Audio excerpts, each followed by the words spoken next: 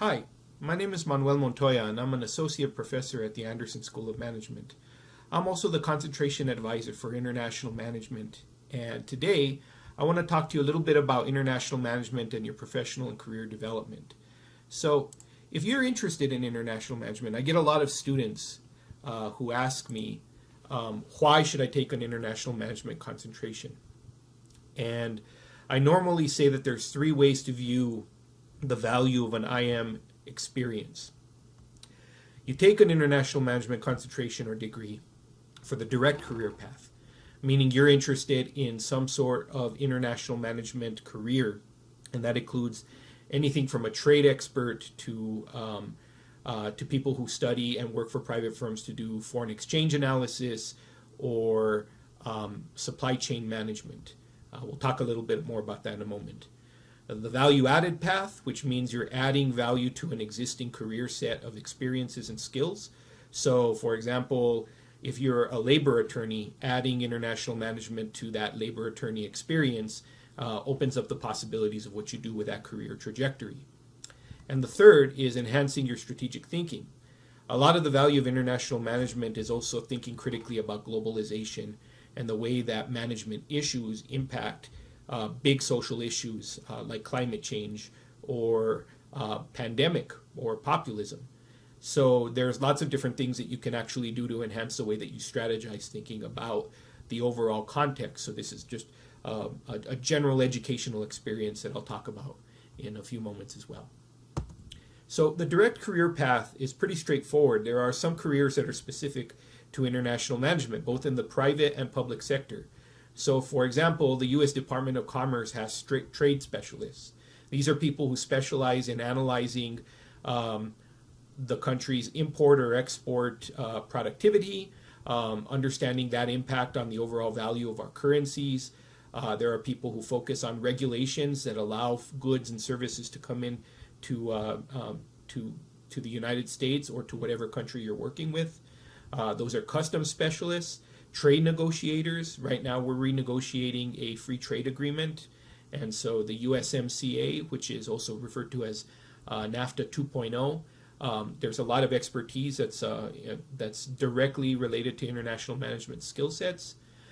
Another career is economic diplomacy. So the State Department, for example, has careers where diplomats work to help businesses enter foreign markets.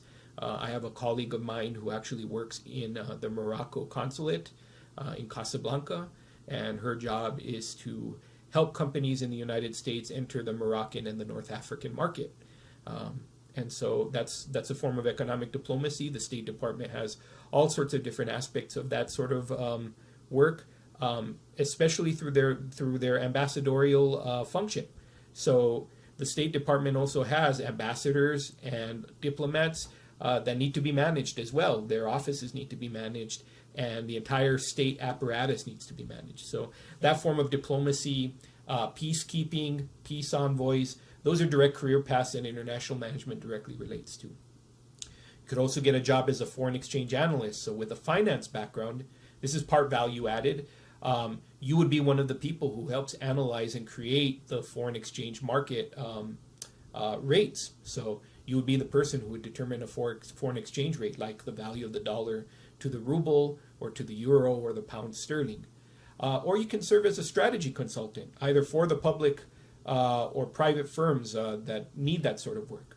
So there's a lot of companies that have a huge investment in making sure that their multinational efforts are managed properly. There's elements of supply chain management. There's element of human resource management, and also market entry strategies into new and untapped markets. And those are things that international management directly impacts when you think about what kind of career you want to get into. You would actually be performing some sort of international management strategy as a consultant, either as a full-time consultant to a business or to a public entity of some sort. There are a lot of opportunities we offer to make sure that you get credentialed in that. Currently, we are considered a NASBITE Certified Global Business Professional designation, which means you can take the CGBP test and you can get designated as a Certified Global Business Professional. That helps when you're interested in trade specialization, working for customs, working on issues of regional integration, which includes free trade agreements. We also have a Peace Corps prep program at UNM, and we have a national security certificate as well through the National Security Studies program and the Graduate National Security graduate program. We also are now offering, it's a new thing, the World 101 Global Literacy Credential, which means you can test your level of global literacy in relation to some of the highest tiers of global literacy offered throughout the world to see where you're at and how you could improve your global awareness in order to enhance your career path as well. The value-added path is a little bit different. It means using the IM concentration to add value to other aspects of your skill set. So if you're, for example, wanting to be a labor law attorney, I have an example that I often give to students and colleagues. I have two friends that do the exact same work on labor law. One works domestically in the United States and the other works for a multinational company. And the second friend, has an IM, a bachelor's, an MBA in international management. I won't give you the actual salaries, but the person who works domestically makes half as much as the person who is working internationally. Why? Because that other person has to deal with all sorts of different labor issues, labor legal systems. I know that that in the international labor context there are some differences between what constitutes labor exploitation, labor rights, and those are things that an international management expert would have to be able to negotiate and balance out. Remember that an international management degree is always about learning the added value of managing distances and learning how to navigate them. So it doesn't matter if you're in accounting, finance, marketing, or even architecture or any other type of career path that you have. The international management degree can be used as a value added to say, I can do this kind of work domestically, but I can also do it in translation to other parts of the world where those systems might be slightly different. That's actually my job. So the value added path is actually probably the most common way in which people think about the value of an IM concentration. It also adds that premium that I just mentioned to your skills, because not only can you do it beyond your domestic boundaries, but that's also how you can put in your resume your added value to a company or a firm or to any potential employer. So the value-added path is actually one of the most common ways in which we think about international management. And the last part, and what I consider one of the most important things you can think about it whenever you're taking a degree, is enhancing your strategic thinking. So now more than ever, there is a need for people to think with great sense of creativity and imagination. The COVID-19 pandemic and all sorts of other global issues that we face, including climate change, nuclear proliferation, armed conflict, human rights issues. There's a whole plethora of things that people all over the world are dealing with. Pollution, ocean systems health. There's all sorts of things that we need to be thinking about as a human race. And this degree is intended for you to think critically about your global awareness, to understand how to translate between economic and social impact, to understand the value of creative and cultural economy, because it's that creativity that actually is changing and adding value to the world, and then develop the ability to analyze distance and draft market entry strategies. Those are four basic pillars of how we think about the IM concentration. We also add that in New Mexico, we think also about New Mexico as an emerging economy. So we're not just the 50th state. We often get that designation of being ranked 50th or near last on all of the metrics of performance that states have in the United States. But I also like to think of us as a little bit different. We actually think, act, and look like an emerging economy. And that's going to be a very important part of how we think about our economic future and destiny, because we are connected to the world in a very unique and special way. And that's why I say whenever you're taking an IM degree at Anderson, and within the New Mexico context, you're also adding two things that we're now calling rural cosmopolitanism and enchantment economy. What do I mean by those?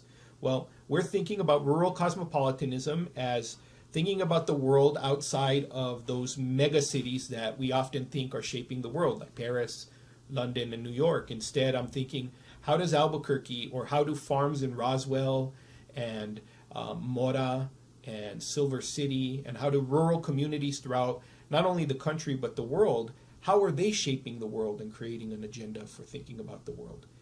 And we also have this thing about enchantment in New Mexico, where we think about the different realities that many people face. We have a very high-tech sector in the national laboratories, and we also have ancestral traditions that have been passed on for hundreds of years that operate and thrive and act in unison with each other in a very, very complex way in this state. We have over 24 Native American independent sovereign nations. We have a land-grant community that also has a level of limited sovereignty. So we are an international state. And inside of that, we need to be able to take advantage of what that type of thinking helps us think about in terms of resource management and in terms of our own economic destiny. A lot of people don't know this, but anybody who's studying emerging economies and the future of the global economy is paying attention to those economies in the middle that are growing, rather than just focusing on the highest performing economies right now. So, of course, China and the United States and the European Union are going to be massive economic forces in the world. But also Mexico, Indonesia, Nigeria, Turkey, South Korea, South Africa.